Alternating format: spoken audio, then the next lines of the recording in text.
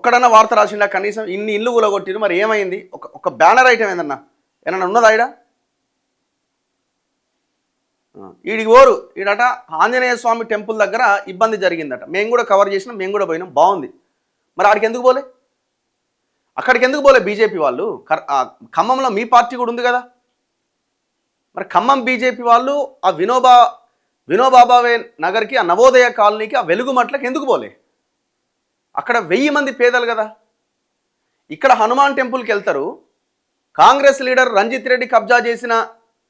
హనుమాన్ టెంపుల్ని గూలగొట్టిన దగ్గరనేమో పైసలు పంచుకొని దాదాపు 20-25 కోట్లు ఓన్లీ బీజేపీ నాయకుల మధ్యనే 25 కోట్లు చేతులు మారినాయి ఇది మేమంటలేం మీ హిందుత్వ ఐడియాలజీతో పనిచేసే వానరసేన అనే నాయకులు మీ మీద చేస్తున్న ఆరోపణ వాళ్ళ మీద కూడా కేసు పెట్టారు ఈడ హనుమాన్ టెంపుల్ కనిపించింది రాజకీయం కోసం మరి ఆ హనుమాన్ టెంపుల్ ఆ హనుమంతుడు ఏం పాపం చేసిండు హనుమాన్ టెంపుల్ని నిర్దాక్షిణ్యంగా కూలగొట్టి 10 ఎకరాలు కబ్జా పెట్టిరట రామానాయుడు స్టూడియో పక్కన చేవెళ్ళ మాజీ ఎంపీ మొన్న కూడా ఎంపీగా పోటీ చేసిన ఆయన రంజిత్ రెడ్డి కాంగ్రెస్లో ఉన్నాడు అంతకుముందు బీఆర్ఎస్లో ఉన్నాడు అక్కడేమో మొత్తం అంతా పైసలు చేతులు మారినే అయిపోయింది కథం అంటే రాజకీయం ఎట్లుంటుందో ఆలోచించండి ఒకసారి